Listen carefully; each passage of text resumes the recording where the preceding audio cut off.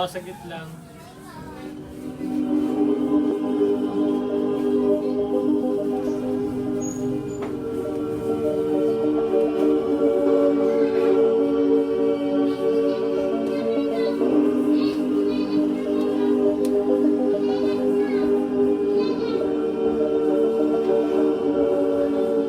They can't be seen, and yet they can tear whole stars apart.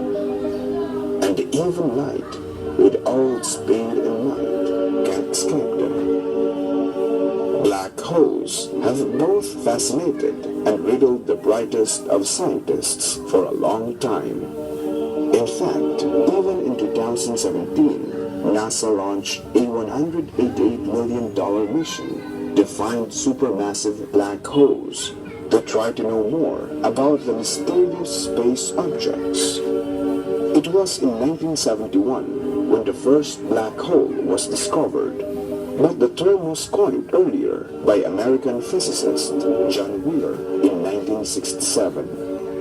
Most notably, Albert Einstein had predicted black holes with his general theory of relativity in 1916. But traveling further back in recorded history, there is an actual earlier proof of not only the existence of black holes, but also of how they are formed. And we will read it from the pages of the most advanced and scientific book, the Bible. Most black holes begin when large stars die, also called as stellar black holes.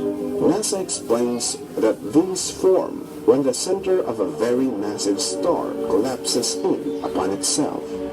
This collapse also causes a supernova or an exploding star that blasts part of the star into space.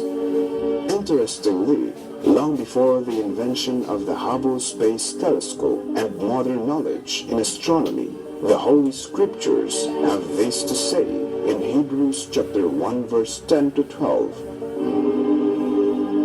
And thou, Lord, in the beginning hast laid the foundation of the earth, and the heavens are the works of thine hands.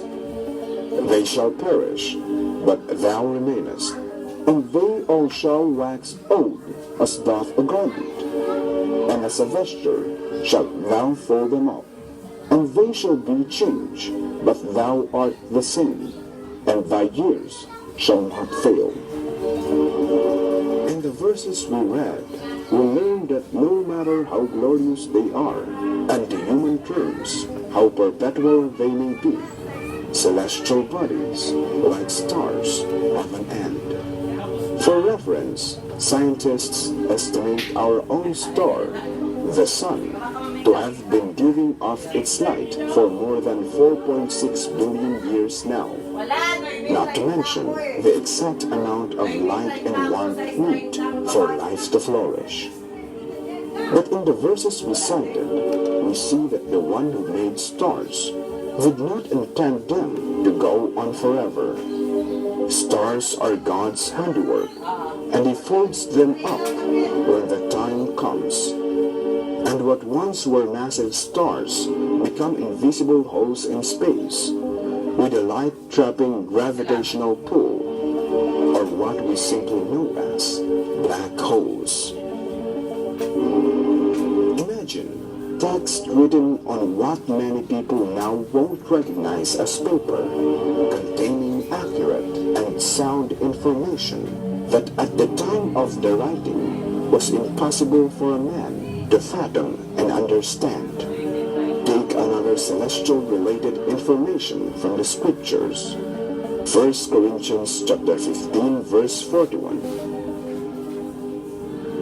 There is one glory of the sun, and another glory of the moon, and another glory of the stars, for one star differeth from another star in glory.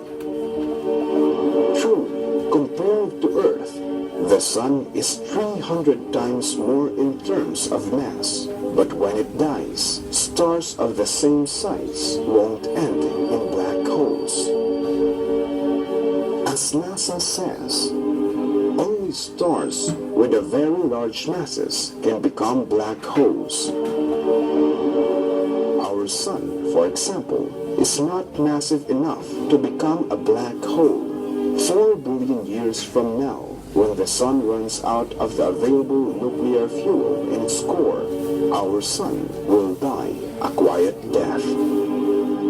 Consider these words from the Lord Jesus Christ himself, recorded in Matthew chapter 24, verse 29.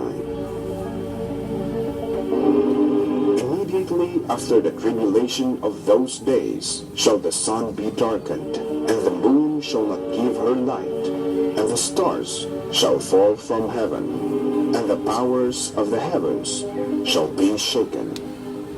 Our sun, being the dwarf star that it is, will die quietly.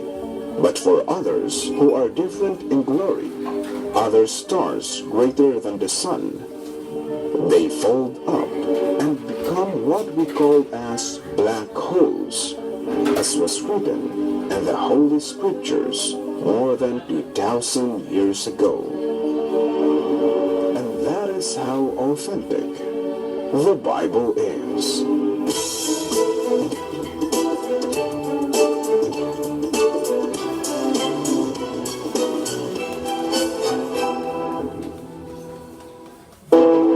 Ang mga members po ng church